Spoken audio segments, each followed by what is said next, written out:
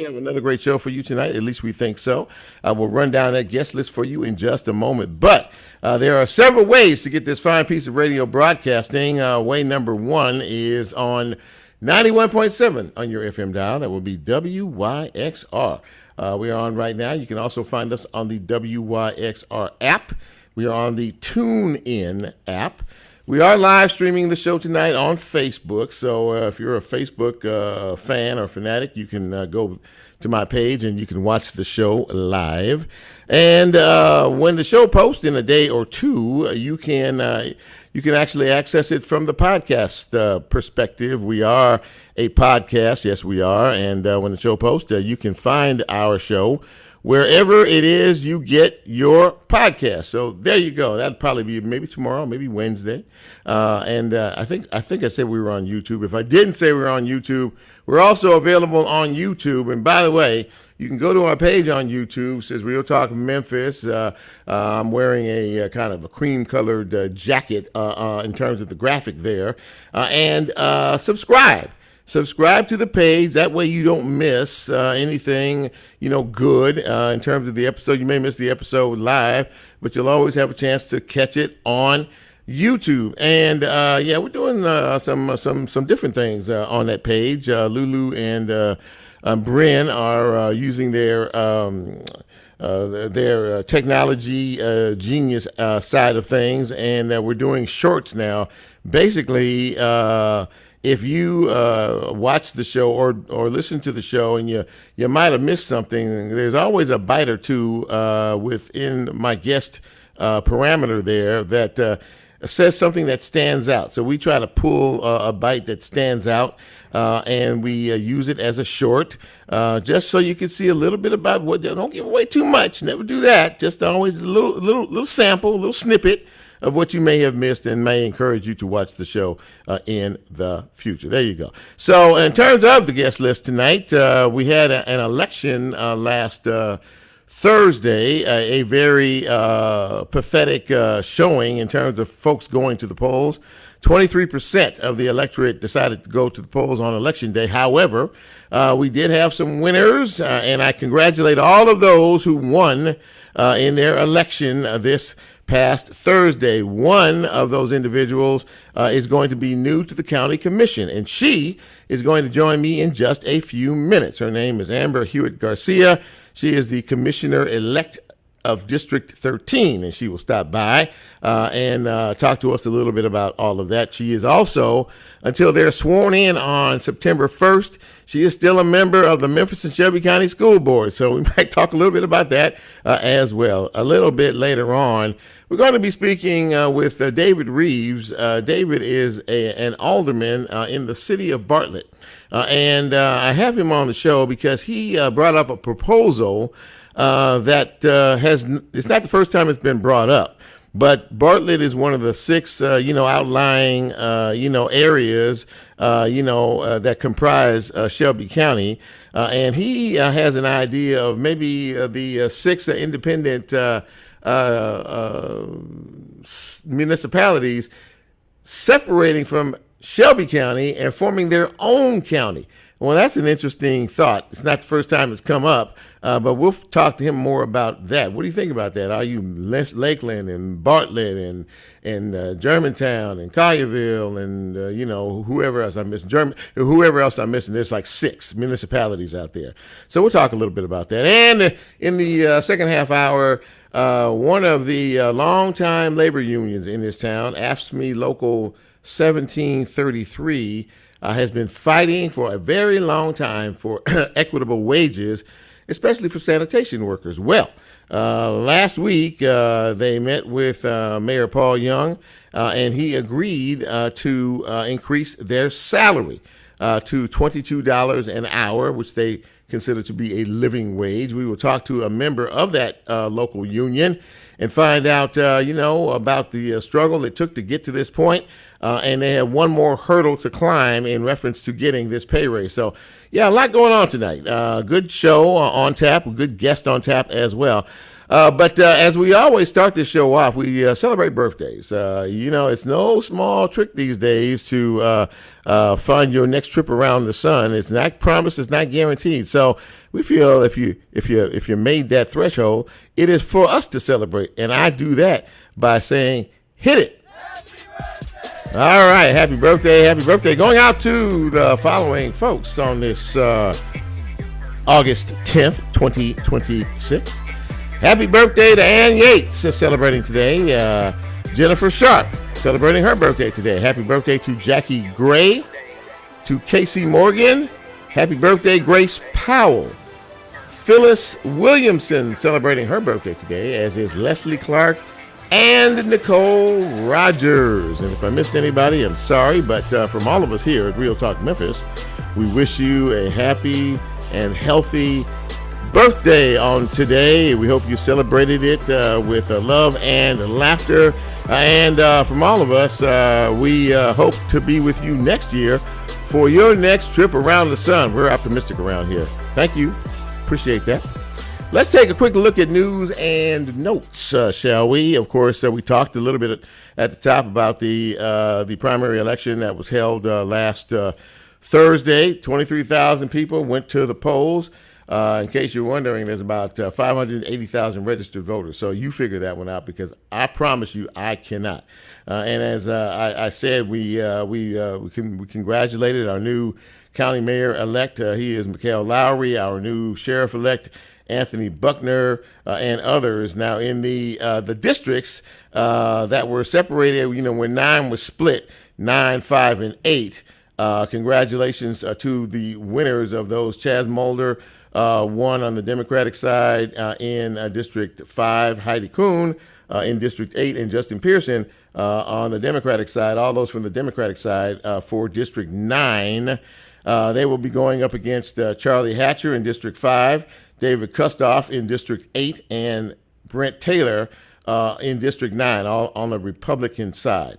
One interesting note about this election in terms of all of those who won their positions, judgeships, county commissions, school board, and alike, just a plethora of positions available. But one thing is notable.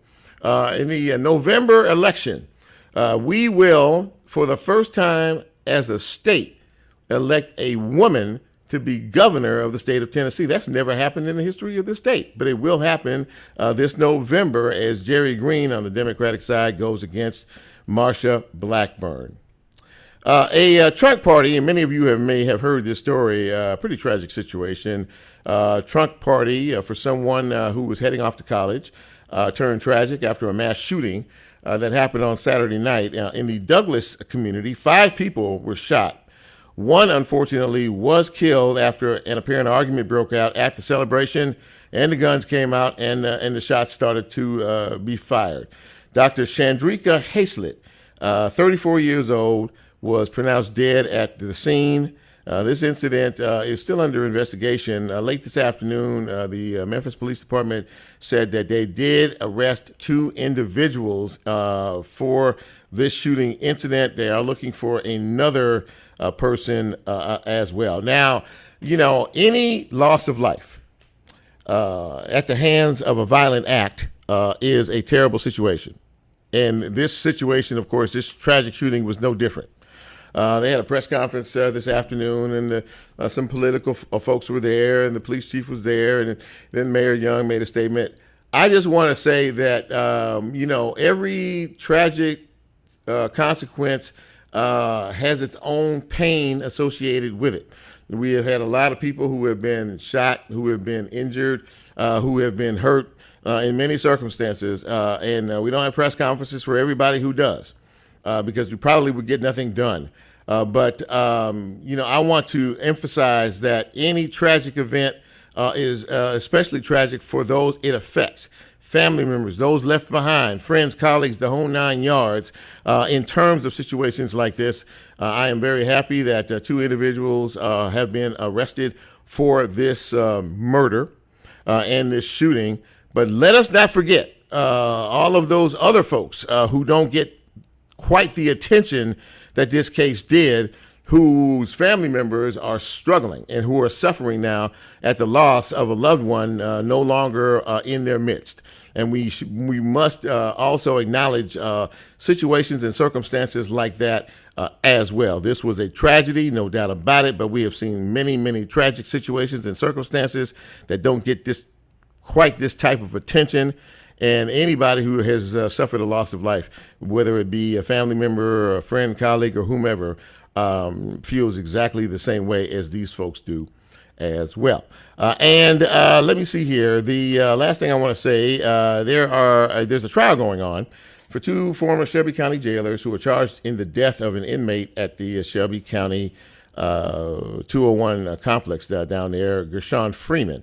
That case has started. It continues. Prosecutors are saying that excessive force by two of the former ex-jailers, Courtney Parham and Stevan Jones, contributed to Gershon Freeman's death in October 22. That trial continues today. That is a quick look at news and notes. Let's take a quick time out. When we come back, let's get into the show, shall we? We have a lot to talk about. We have some interesting people to talk to. This is Real Talk Memphis. I'm Chip. I think you know who you are. We'll take a quick break, and we'll be right back. It's real talk. It's real talk. It's real talk. It's real talk. It's real talk. And welcome back to Real Talk Memphis on this Monday evening. Chip with you. And as I mentioned at the top, we had a big election a few days ago, last Thursday. A lot of positions, a lot of open positions, a lot of new positions, a lot of new people in place. One of those individuals is joining me now. She is, as of now, but just only for a few more days, a member of the Shelby County School Board, but she was elected on Thursday to be the new county commissioner for District 13. Please welcome to the show, Amber Hewitt Garcia. My friend, I said it off air and I'll say it on air. Congratulations to you on your victory. Thank you so much, Chip. I appreciate it, and thank you for having me. Listen, thank you for taking the time. Now, you have been a school board commissioner for the last 4 years now, and now you are transitioning to another position, bigger position, a lot more meat on the bone on this one. I guess I should ask you, first and foremost, as you prepare to leave the school board, what are your feelings in terms of what has been and what is now as you see this landscape changing? So, thank you for everyone who showed up on election day, early vote, and Thursday.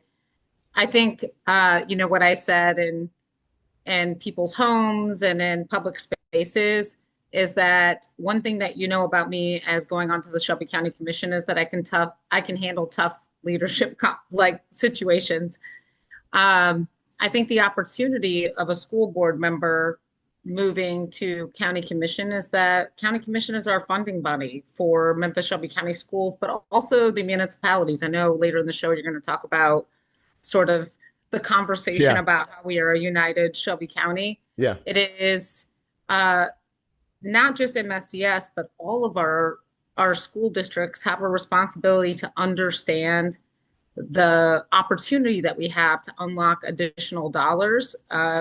I know I'm entering a really precarious situation in terms of budget, and really as much attention has been on MSCS and our budget and the audit and all things over the last 6 months, MSCS is actually in a really strong financial position, maybe the best of the elected bodies, where we have over double the reserves of the state. And so the intricacies of how you get that support at the state level, how you unlock those additional dollars with a deep understanding of those education funding mechanisms is a value to me on county commission. At the same time, I say I'm one of 13 commissioners, so it's not Amber's agenda. It is a United County Commission in collaboration with our county mayor to make sure that we are getting to a stable place. Yeah, this is as you said, this is a big step, and of course, it's a unique because again, you're just coming from the Shelby County School Board, and you mentioned some of the dynamics that go into all of that. And right now, we're in a court situation where we don't know who's leading what and when that's going to happen in terms of that. But in terms of you, what made you decide, Amber, at what point that you said, you know what? I'm thinking a lot about the county commission, and there was an opportunity there, obviously, for you to do that. But what made you pull the trigger and said, you know what, I want to be a part of this body, what it would help you to understand about the bigger picture of managing an entire county? That's a great question. So, for one, I believe if you're an effective public servant, your next step will actually be determined by your constituency. So I currently represent 40% of District 13 on school board. My daughter is a student in a different school district as an optional student. So really, I have a strong connection to about 50% of the people who had the option to vote for me. So I've had an opportunity to talk to a lot of people and hear what is most pressing on their mind. Mm-hmm. But Shelby County Commission has three major functions, and that is K through 12 funding, courts, and public health. So I think we may have talked about this. Anybody who's followed my campaign, public health is really important to me. I've been a health advocate for 16 years. So that in combination with K through 12 funding and my constituents saying, hey, we want to make sure, Commissioner Michael Whaley was term limited in the seat, has done a great job, who's been a big supporter of me. We want to make sure this seat stays in great hands. I was asked by my voters, by my neighbors, will you consider running for this? So I think that's a big test of it. But all of these things work together, right? You don't just focus on K through 12 issues or health issues. These are all the things that are intertwined for families, whether if you're healthy, you go to work. If you're learning, you have opportunities for better jobs, higher wages. And when you have higher wages, you contribute to a tax base, right? Sure, This is all sure. interconnected. Yeah. And so this combination of expertise and really stepping up because people who I consider neighbors have said, we want you to do this. That was really the opportunity.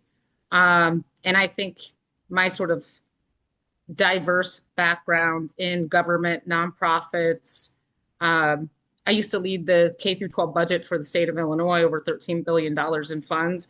My knowledge is going to be an asset in collaboration with my peers. What are they saying to you? Okay, you're in a position now. You were running for the position. Well, what are you going to do? I mean, how are you going to make things better for us? I mean, how are you going to take us to another level? I mean, if you took a survey, I mean, a lot of folks have issues with county commission and a lot of other things that have happened up and down the line. But as you were campaigning and you were talking face to face That's right. to some of many folks that you know, what they say to you? What are they looking for? So Chip, I hired 10 interns this summer. I had a core campaign of, a couple paid staff and a couple like super volunteers on election day. So August 6th, we actually hit a big milestone. So from when we kicked off the campaign, we made 20,000 phone calls and door knocks. Okay. So this isn't theory about what people in District 13 are talking about, as much as, we talk about crime or other hot button issues. The number one thing I hear is that it's affordability. It is that, I use this example quite a bit. I talked to a mom who said, my husband and I make $82,000. We have three kids, Mm-hmm. and I never thought I'd be living paycheck to paycheck. Everything is going up except for my wages. It is growing the economy and thinking about keeping people safe and healthy by building an infrastructure that is more than just buildings. It is those things like universal pre-K, high quality, affordable childcare that keep people out of the workforce, because we have now a cost burden that is keeping people from contributing to Shelby County's economy. So the average cost of childcare, for example, is now more than four-year public tuition. So if you have a Wow. child, Whoa. you are going to pay more to put them in a high quality daycare than the cost of just basic tuition at a public university. It is 100,000 adults in Shelby County who do not have a high school diploma, 45,000 young people ages 16 to 24 who are not working or in school. We can fix these things, right? Um, it is it is a deep desire from people who are represented by elected officials, by politicians who say, I hear you. I hear all of the glossy promises, but Sure. I need you to make a material difference in my life. And that is what I'm going to try to serve and deliver for people, not in just District 13, but in collaboration with the other 12 commissioners about making Shelby County a great place to live where this is a slogan. I understand what I'm about to say sounds cheesy, but families want to get ahead and stay ahead. That is that is what the majority of people are saying to me. Well, the old expression, teamwork makes the dream work. And Yeah, there are several of you new members of this county commission who are going to have your own thoughts and your own ideas and suggestions. And there's got to be a spirit of collaboration. It takes time. And if you're any new body to see how things had been working, and you got new folks that are coming in and they got thoughts about what they feel might be contributed to a successful tenure in all of this. So there are a lot of challenges in front of you. But if you were to just a closing thought to the constituents that you will be representing in District 13, what would you tell them? Hold on, you know what? I'm here, and I saw over the weekend. I saw something that you posted. You're hitting the ground running. I mean, you are not letting any dust get under your feet in terms sure. of these town halls, these meetings. You want people's input because that is how you're going to govern things moving forward. Am I correct in that? That's correct. So I'm going to be launching a District 13 community survey. I have my own transition team, knowing that it is going to be representative, District 13. I will bring that to my colleagues. But something that I've shared throughout the campaign, and if you've seen my signs or you've seen my website, I chose purple as my campaign color because that's a mix of red and blue. Many of the things Ah, that we deal with at the local level, we are not actually partisan. We make them political, but there is a good amount of work that we can agree on if we take out our egos, we take out our political assignment, right? Now, mhm. I'm going to be clear. I'm a Democrat. Don't mishear me, my strong Democrats, but I also know that knocking on doors, making phone calls is that I hear in plainer language, please do something. Yeah, And so if 60% of the way is where we get, right? Like I want to have a pragmatic leadership that not only makes people stay in Shelby County, but they see Shelby County making progress and go, I believe I can live there. So one of the bigger conversations, and I know we don't have time tonight, is part of the challenge that we're facing in Shelby County isn't just um, potential mismanagement or the state. It is that we are losing people from Shelby County, and right, when your tax base shrinks, right. you can do less. You can't do as much, right? So it's going to feel like a heavier burden.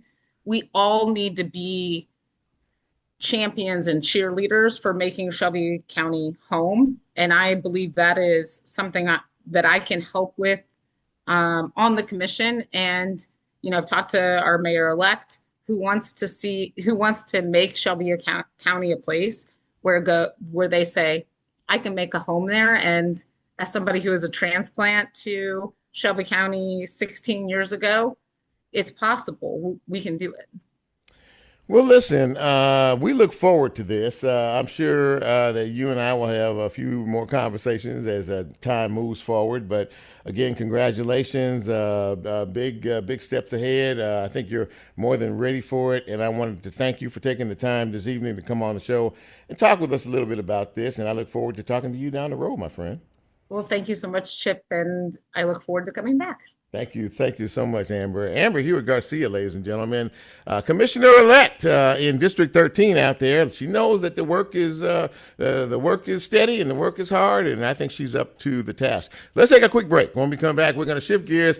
We're going to talk a little bit about the future of politics in Shelby County through the eyes of a Bartlett alderman. This is Real Talk Memphis. I'm Chip. Don't go away. We're just getting started.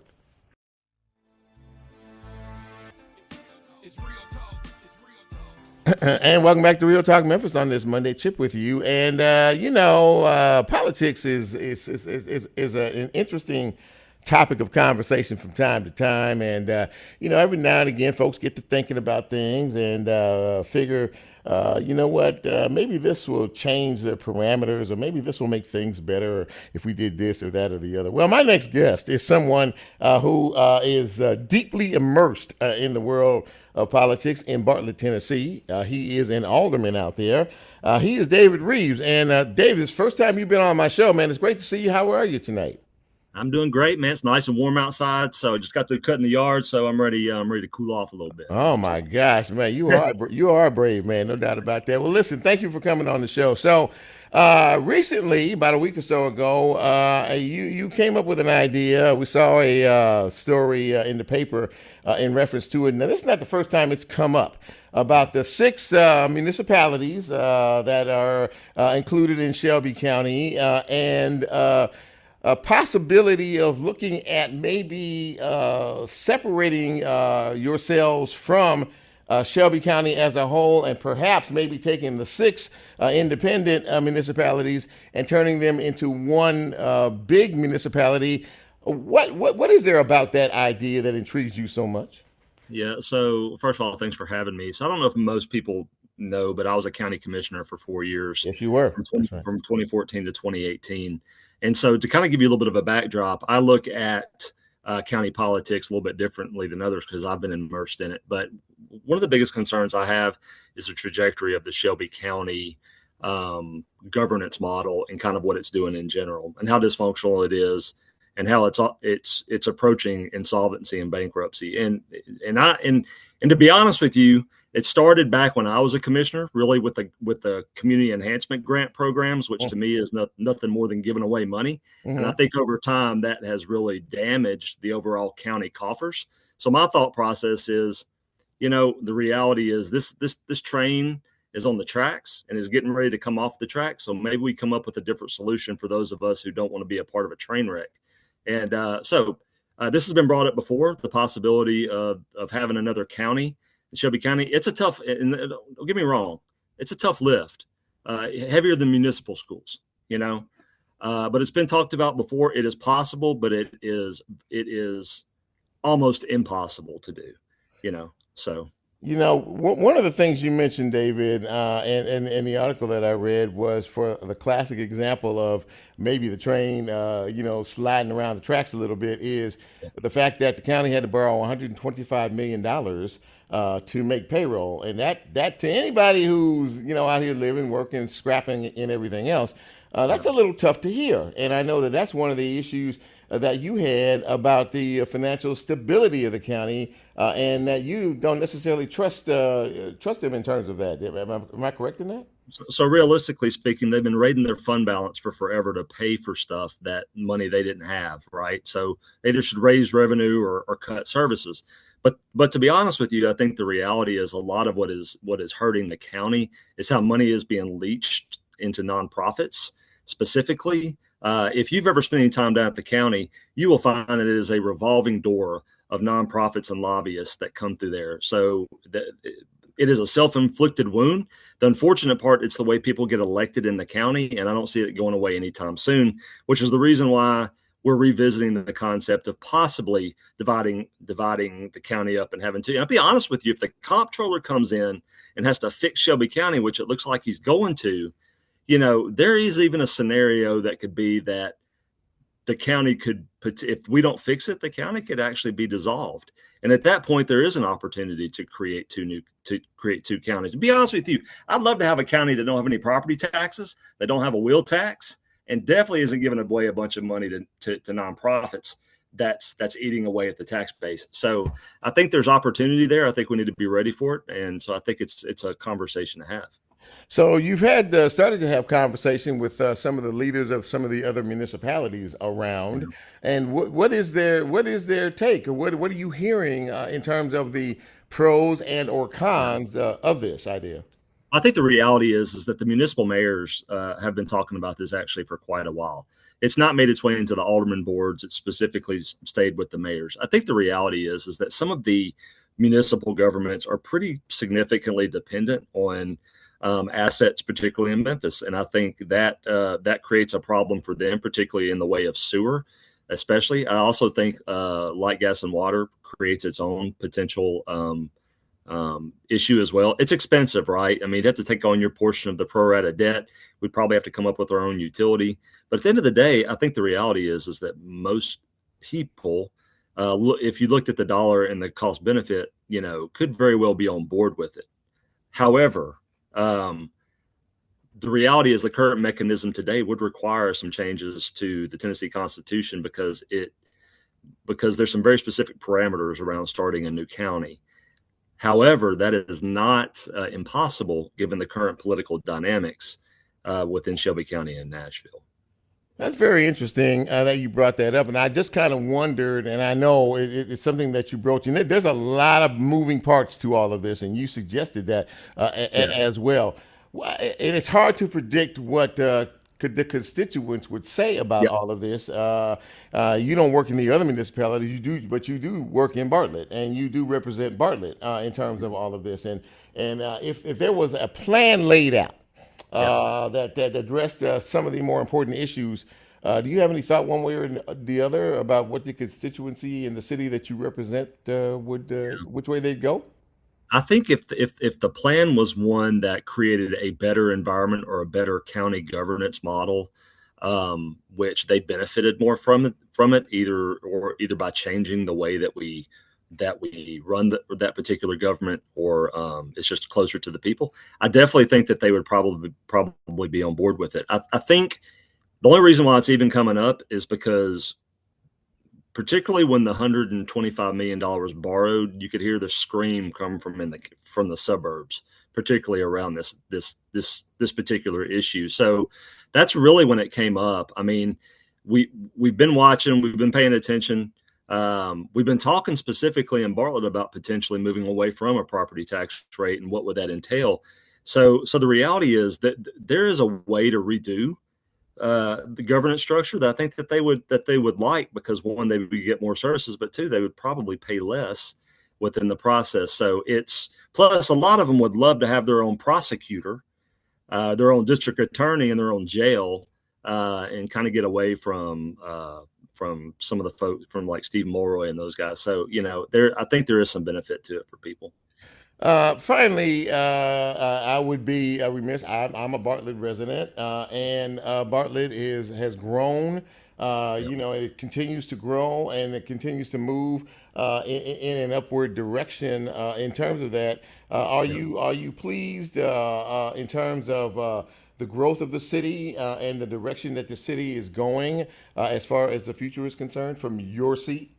Yeah, absolutely. And I think not only are we seeing really good investment, and particularly in residential, commercial, and business development, but also the city is not taking on any new debt in 4 years, and the debt is coming down substantially, which gives us more money to focus into services. We put a lot of money into specifically into our first responders, police and fire, and our core services, and it's really returning great benefits. So I'm pleased. And I think if you look at Millington, Collierville, those other ones, they are growing really well. And a lot of that is because of the municipal school structure, which was a breakaway back in 2014. So we've done it before. It worked really well. And we saw a boom, particularly in the suburbs, when that happened. Bartlett Alderman, ladies and gentlemen, David Reeves joining us on the show tonight. David, it's good to have you, man. And this is an intriguing idea. Now that you've come out and talked more about this, now I'm sure that there'll be more folks maybe looking into this or maybe asking more questions about the possibility of it. But no doubt, thank you, my friend, for coming on the show. And by the way, He is a part owner of a great steak restaurant out there in Bartlett. I have to brag on that. I mean, that's my joint. I really appreciate it. I have to come Thanks, back. Chip. Thank you, man. I appreciate you coming on the show tonight. Thank you so much. Absolutely. Thank So you. there you go, ladies and gentlemen. So what do you think about all of this? Hey, Bartlett and several of the municipalities are saying, why not us split off here? Why not us do our own thing?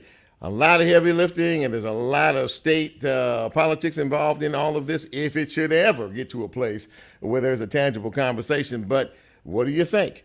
Let's take another break, and when we come back, we are on the back end of the show, but we're going to talk a little bit about union politics and other things such as that. This is Real Talk Memphis. I'm Chip. We'll be right back.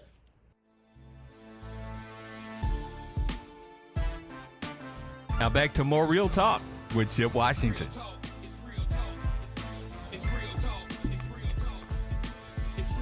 Welcome back to Real Talk Memphis. Chip here.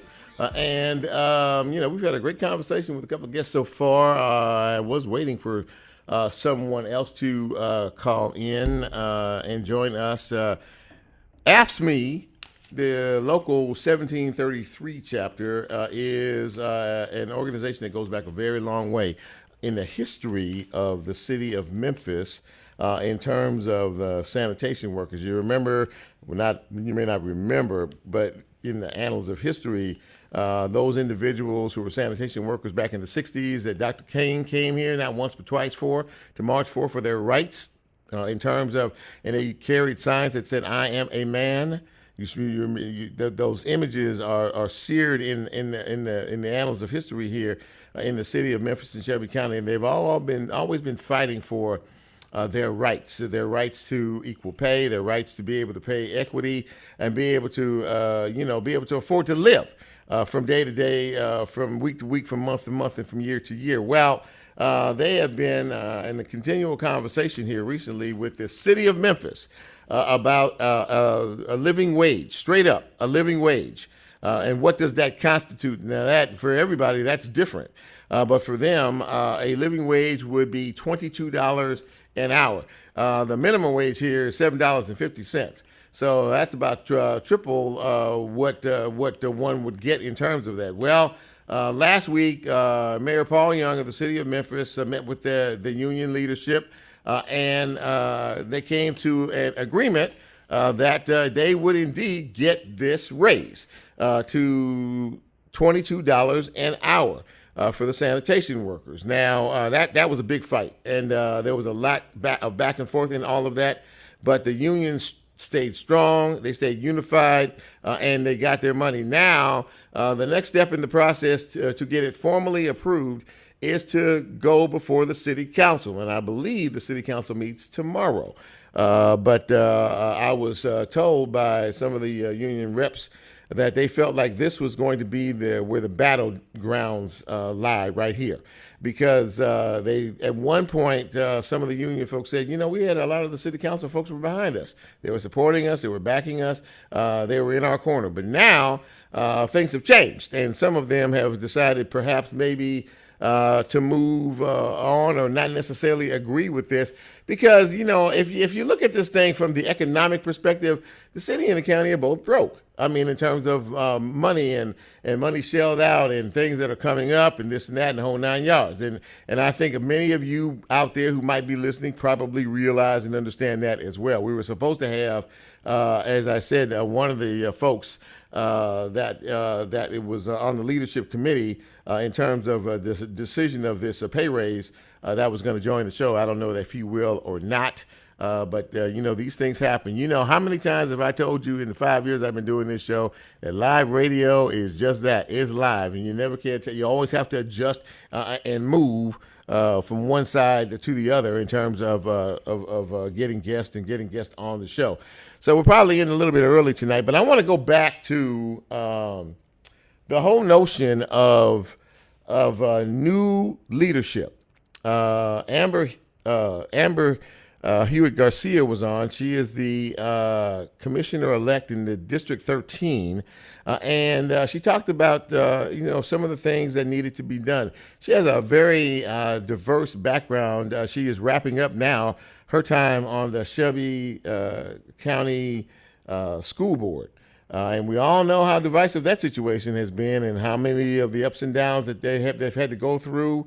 They have new members that are going to be joining the Shelby County School Board that were elected last week as well. They are embroiled now in a lawsuit. They filed a lawsuit against the state of Tennessee for this appointed board that they appointed to oversee the day-to-day operation and responsibilities of the folks who were elected officials on the Shelby County School Board. So there are 9 school board members and there are 9 appointed members. Right now, the whole issue is caught up in court from a temporary restraining order filed by the school board. It's still in the hands of the legal authority. We've not heard anything in reference to what happens with all of that, or what is going to happen with all of that. In the meantime, the elected school board is doing what they need to do. This is the second week of school, and they have a lot of issues that they have to take care of. They transferred 5,000 students from their old schools last year and consolidated them into other schools this year. Some of those schools were in desperate need of repair. The school board also has several other schools that they're looking at possibly closing this year because they are just too old. A lot of these schools are 50, 60-year-old structures who, like the jail, who, like the Shelby County Juvenile Court, are buildings that are in desperate need of repair. So they may end up being closed. And then you're going to have to transfer more kids. So there's a lot that goes into all of this, into a brand new school year. They are short about 250 school teachers. They need experienced educators to come and teach our kids in these classrooms. So that's an issue. They are also looking at truancy and absenteeism. That has been an issue as well. I don't know how things are going so far this school year, but I think I read something that said the district is going to homes and residences trying to find out where our students are and why they are not, if those are not in classroom, why they are not in the classroom. So there's a lot on the plate there that Amber is leaving behind, moving to the Shelby County Commission. And yeah, they have a big role to play in a whole lot of decisions that are being made. There's going to be several new members mixing in with several of the current members of the Shelby County Commission, and they bring their thoughts and their ideas and suggestions too. So could collaboration be a good word to use in this circumstance? You've elected these folks, and now you expect to see some action from them. So we will wait and see what happens with all of that. Doesn't look like I'm going to get my third guest, but I gave you a summary of what he was going to talk about anyway. And before we get out of here, there's a couple of things I want to drive your attention to. I mentioned at the top of the broadcast that we are going to be YouTube heavy now. We're going to start to impose our will on the YouTube audience out there. And of course, we have created a template for this show, which is Real Talk Memphis. Lulu really sort of crafted and designed all of this for us. So Lulu, if anybody has an email or a suggestion or a thought or wants to go to our page, kind of walk them through a little bit in terms of all of that, and especially our email address if they have some questions that they want to address toward the host. Yeah, our email address is realtalkmemphis, wyxr@gmail.com, and that's also, the YouTube page is Real Talk Memphis, and we have several videos up. And so we do. We have several shows up right now, and again, we want people to subscribe to our page. Yes. Right. So we have about 15 of you right now, but we know we're trying to build the grid page, and we're trying to grow the page, and we're trying to make sure that we have the important content that people like to have. Lulu's done a very good job of putting this thing together, and you go to the page, you'll see a nice, slick little graphic there, and each week we upload the show. In case you missed the live version of it tonight, there's 2 ways to find us. First of all, we're a podcast, so you can go to any podcast platform and find us. And secondly, you can go to YouTube and find us. Now, the second part of the YouTube situation is something that we had discussed here about giving you a little taste of the show, if you're not really familiar with it, by giving you a little sample of what maybe a past show is all about. and some of the conversation that we have. And that Bryn has taken that task on. And Bryn, you have already put a couple of shorts into the YouTube page, and you are looking and researching to see how we can develop that page. Talk a little bit about that. Totally. It's thankful to Lulu for showing me a little bit of this CapCut computer software to make these clips on. If you've haven't caught a show live or just want a little sneak peek at something, or you want to show a friend or a family member a piece of this show, Real Talk Memphis, I think one of these 1 minute or 2 minute style clips is a great little spotlight without giving away too much. Absolutely that. And, again, just a little snippet of something that was important that was said on the show. And maybe it will drive you to go, that's a pretty interesting thing. Maybe we'll, check out the show more.